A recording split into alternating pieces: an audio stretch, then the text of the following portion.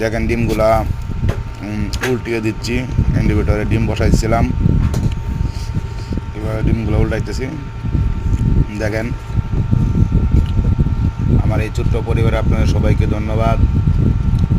স্বপ্নপুরী agro farm থেকে সবাই আমার চ্যানেলটা সাবস্ক্রাইব করে রাখবেন। এরকম নতুন নতুন আরও ভিডিও পেতে বেল কমটি বাজিয়ে রাখবেন।